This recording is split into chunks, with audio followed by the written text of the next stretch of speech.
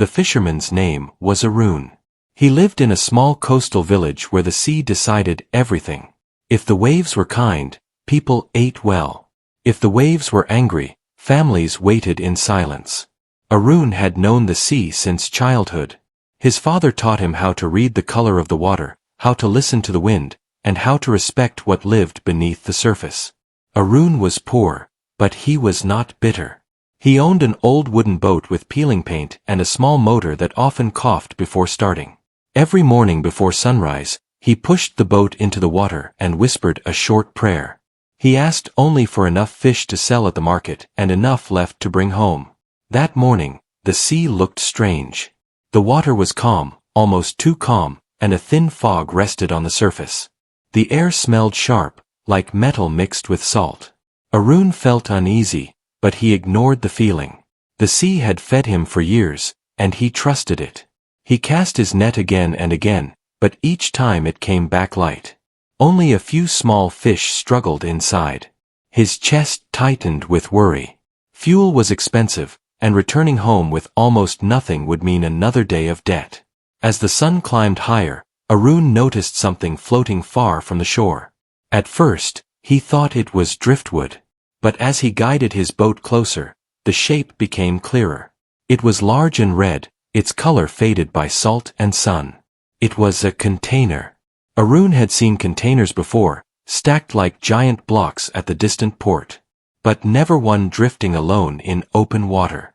This one looked damaged, with rust along its edges and deep scratches on its sides. Seaweed clung to it like long green hair. His heart began to beat faster. A container could mean many things. It could be empty and useless. It could be dangerous.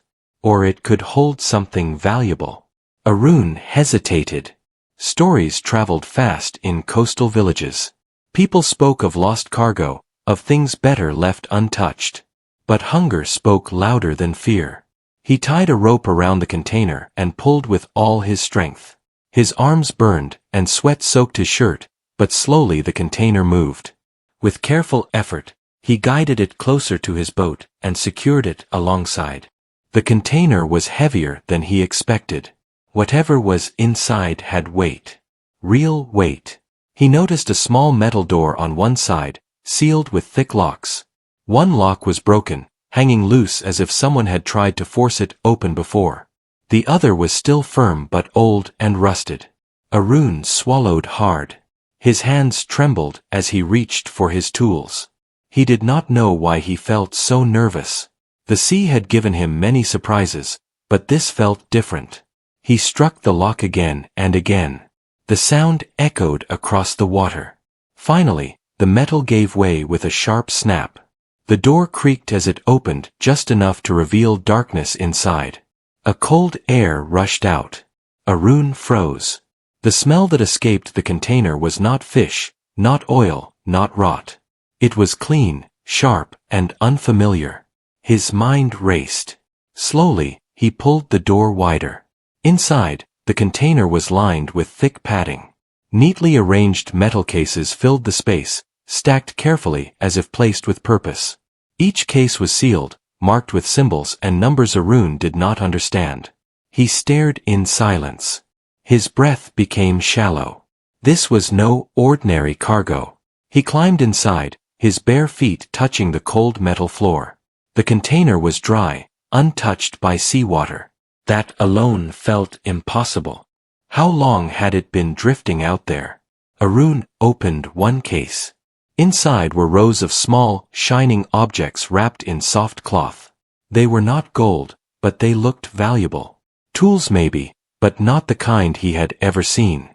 Smooth surfaces, strange shapes, and markings that glowed faintly under the dim light. His hands shook as he closed the case. This was beyond him. Whatever this was, it did not belong to the sea, and it did not belong to a fisherman like him. Then he saw something that made his legs weak. At the far end of the container was a smaller compartment. Its door was slightly open. From inside came a soft sound. Not water. Not metal. Breathing. Arun felt his heart drop into his stomach. Every instinct told him to run, to close the container and cut the rope. But his feet moved forward on their own. He pushed the small door open. Inside was a young man. He lay on a narrow platform, wrapped in a thermal blanket. His skin was pale, his face thin, but his chest rose and fell slowly. Tubes ran from a compact machine beside him, humming softly. A small light blinked in steady rhythm. Arun staggered back, pressing his hand against the wall. A living person. His thoughts crashed together. Who was this man? Why was he inside a container? Why was he floating in the sea? The man's eyes opened. They were dark and calm, not filled with fear but with awareness. He looked directly at Arun, as if he had been waiting for him. The man spoke in a low voice. His words were slow, careful, and in a language Arun barely understood. But one word was clear. Help. Arun fell to his knees. He was a simple fisherman, not a hero, not a savior. He did not know powerful people or secret places. He barely knew how to read. Yet here he was, face to face with something that could change everything. The man lifted a weak hand and pointed to a small screen on the machine beside him. Symbols flashed across it. Arun could not read them, but he saw a warning symbol pulsing red. The man closed his eyes, his breathing becoming shallow. Arun did not think anymore. He acted. He brought water from his boat and gently touched the man's lips. He adjusted the blanket, shielding him from the heat. He checked the machine, making sure nothing was loose. Minutes passed like hours. Finally, the man's breathing steadied. His eyes opened again, softer this time. "Thank you," the man whispered. Arun nodded, tears stinging his eyes. He did not know why he was crying. Fear, relief, and something deeper mixed inside him. The sea around them remained silent. Arun knew one thing with absolute certainty. If he took this container to the authorities, his life would never be the same. If he hid it, he risked everything. He looked at the horizon. His village lay beyond it, unaware of the choice forming in one poor fisherman's hands. Arun secured the container once more and started his engine. The old motor coughed, then roared to life. As the boat turned toward shore, the red container followed like a silent promise. Or a warning. Arun did not know which. But he knew the sea had chosen him that day. And whatever lay inside that container had already changed his fate forever. Arun reached the shore just before sunset. The sky burned orange and purple, and the village lights flickered on one by one. He guided his boat to a quiet stretch of beach far from the market and the usual crowd. His hands shook as he tied the rope. The red container rested in shallow water, half hidden by shadow. He listened. Only waves and distant voices. No one had followed him. Arun climbed down and waded toward the container. He opened the small door again and looked inside. The young man was awake, his eyes clearer now. He watched Arun with calm focus, as if measuring him. "My name is Arun," the fisherman said softly. He pointed to himself to make it clear. The man nodded. "My name is Rafi," he replied. His accent was gentle and careful. "Thank you for not leaving me." Arun swallowed. "You are sick. You need help." Rafi shook his head slowly. "I need time. And quiet. People must not see this container." Arun looked back at the village. "I can hide it for one night. Maybe two. After that, questions will come." Rafi nodded again. "That is enough." They worked together as the light faded. Arun dragged the container farther along the beach to a rocky cove used only by children during low tide. He covered parts of it with fishing nets and old tarps he kept nearby. From a distance, it looked like forgotten gear. Inside, Rafi explained what little he could. He spoke slowly, choosing simple words. The container was meant to keep him alive during transport. A storm had thrown it off course. The cases inside were tools and equipment for work that mattered to many people. Dangerous people. Arun felt a chill. "Why you?" he asked. Rafi met his eyes. Because I know how to fix what others broke. Night settled over the coast. Arun brought rice and water from his home, careful not to be seen. His wife, Mira, noticed his shaking hands when he returned. You are late, she said. The sea was strange today, Arun replied. It was not a lie. Sleep did not come. Every sound outside made Arun sit up. At first light, he returned to the cove. Rafi looked weaker, his face damp with sweat. The machine beside him hummed louder. There is a problem, Rafi said. He pointed to the screen. A warning glowed. Arun leaned closer. He did not understand the symbols, but he understood the fear behind Rafi's eyes. What do I do? Arun asked.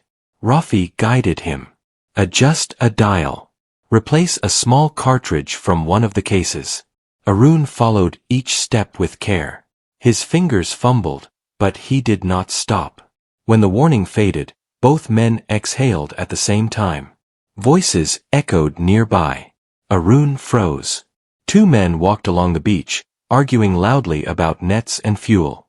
They were coming closer. Rafi sat up with effort. Close the door. Now. Arun did. He covered the container again and stepped out just as the men arrived. He forced a smile and waved. Morning, one of them said. What are you doing here so early? Checking nets, Arun replied. The tide moved them. They glanced at the tarps but saw nothing unusual. After a moment, they moved on. Arun waited until their voices faded before opening the door again. Rafi's face was pale. They are searching, Rafi said. Not just the sea. Arun felt anger rise. Then why bring this here? I did not choose the storm, Rafi replied quietly. By midday, a dark truck rolled into the village. Men stepped out wearing clean clothes and sharp looks. They spoke with the harbor master. They asked questions. Arun watched from a distance, his chest tight.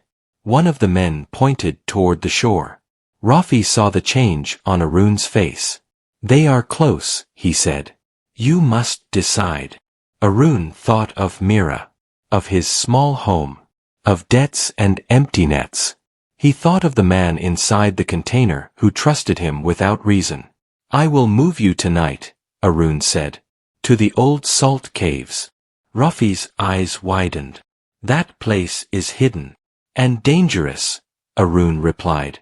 But hidden. They waited until night fell again. Clouds covered the moon. Arun brought his boat around quietly and tied the container once more. The engine stayed off as he paddled along the coast, hugging the rocks. His arms burned, but fear pushed him forward. They reached the caves before dawn. The entrance was narrow, but inside the space opened wide and dry. Arun secured the container deep within and lit a small lantern. Rafi stood for the first time with help. He was taller than Arun expected, thinner too, like someone who had spent years indoors. He took slow steps and leaned against the wall. Why are they after you? Arun asked at last. Rafi looked at the lantern flame. Because what I carry in my head can stop a disaster. And some people profit from disasters. Arun nodded. He did not fully understand, but he understood enough. Outside, the sea crashed against the rocks. They stayed hidden through the day. Arun returned home to keep up appearances. The truck remained in the village. More questions. More searching. By evening, two men came to Arun's door. We heard you were out at sea yesterday, one said. Yes, Arun replied, steady. See anything unusual? Arun shook his head. Only fish and water. They watched him for a long moment, then left. When Arun returned to the caves that night, Rafi was packing one of the cases. Time is up, Rafi said. They will search here next. Then where? Arun asked. Rafi looked at him with resolve. There is a place inland. An old relay station. If we reach it, others will come. Arun stared at the dark tunnel leading out. He knew the path would cross roads and open ground. You trust me too much, Arun said. Rafi smiled faintly. The sea chose you. They moved before dawn, carrying only what they needed. The red container stayed hidden in the cave, silent and waiting. Arun led the way along paths only fishermen used. Each step felt heavier than the last. As the first light touched the hills, a sound rose behind them. Engines. Arun grabbed Rafi's arm and pulled him into the brush. Headlights swept the path. Voices shouted. Rafi pressed a small device into Arun's hand. If they take me, he said, you must go. Give this to the people at the station. Arun clenched the device. They will not take you. The lights moved closer. Arun held his breath. And in that moment, he understood that poverty had never been his greatest fear. It was the choice to stand or to step aside. He stood. The search passed within meters, then moved on toward the caves. Arun helped Rafi up. We go now, he said. They ran. The path ahead was uncertain, but it was theirs. And the sea watched from afar, silent as ever. Arun and Rafi did not stop running until their lungs burned. The path climbed away from the coast into dry hills where the air smelled of dust and wild grass. When they finally slowed, the sky behind them had begun to glow pale blue. Morning was coming fast. They hid beneath a cluster of low trees and waited. No engines followed. No voices called out. Only birds greeted the rising sun. Rafi sat on a rock, breathing hard. Arun handed him water. Rafi drank slowly, then nodded in thanks. You should go back, Rafi said. You have already done too much. Arun shook his head. If I leave now, they will come to my home. To my wife. I must finish this. Rafi studied him for a long moment. You are braver than you think. They continued inland as the sun rose. The land changed from sand to hard soil. Old paths crossed fields that had not been worked in years. By midday, they reached the edge of a forgotten road. At its end stood a tall metal structure surrounded by broken fencing. The relay station. It looked abandoned. Windows were cracked, and paint peeled from the walls. But a small antenna still stood upright, pointed at the sky. Rafi smiled for the first time. This is it. They approached carefully. Inside, the air was stale but dry. Old equipment filled the rooms. Rafi moved with purpose now, his weakness replaced by focus. He opened one of the metal cases they had carried and began assembling pieces with practiced hands. Arun watched in silence. What are you doing? He asked. Calling for help, Rafi replied. The kind that listens. Hours passed. As evening came, a low hum filled the room. Lights flickered on. The antenna outside rotated slowly. Rafi leaned back, exhausted but satisfied. They heard me. A sound echoed outside. Footsteps. Voices. Arun's body tensed. He moved toward the door, but Rafi raised a hand. Wait. The door opened. 3 people entered. A woman with calm eyes led them. She wore simple clothes and carried no visible weapon. Rafi, she said. You made it. Relief washed over his face. Barely. She turned to Arun. You must be the fisherman. Arun straightened. My name is Arun. Thank you, she said.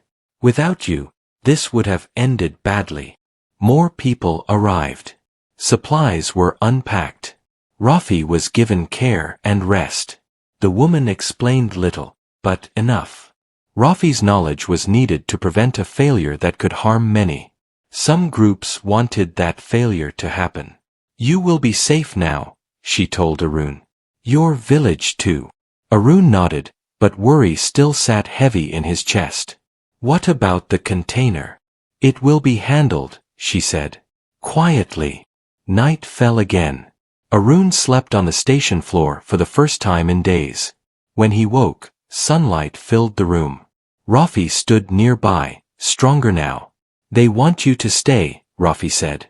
Arun shook his head. My life is by the sea. Rafi reached into his pocket and placed a small object in Arun's hand. It was smooth and warm, no larger than a coin. If you ever need help, Rafi said, this will find us. Arun closed his fingers around it. And you? Rafi smiled. I will finish what I started. They parted at dawn. Arun walked back alone, his steps steady. When he reached the coast, the sea greeted him as if nothing had happened. The red container was gone. The caves were empty. Life slowly returned to normal. The truck left the village. Questions stopped. Arun's nets began to fill again. One morning, a new motor waited beside his boat, clean and strong, with no note attached. Mira looked at him with wonder. Where did this come from? Arun smiled softly. The sea gives back. He never spoke of the container or the man inside it. But sometimes, when the fog lay thick on the water and the air smelled of metal and salt, Arun felt the weight of that choice again. And he knew he would make it the same way every time. The sea had chosen him once. And he had answered.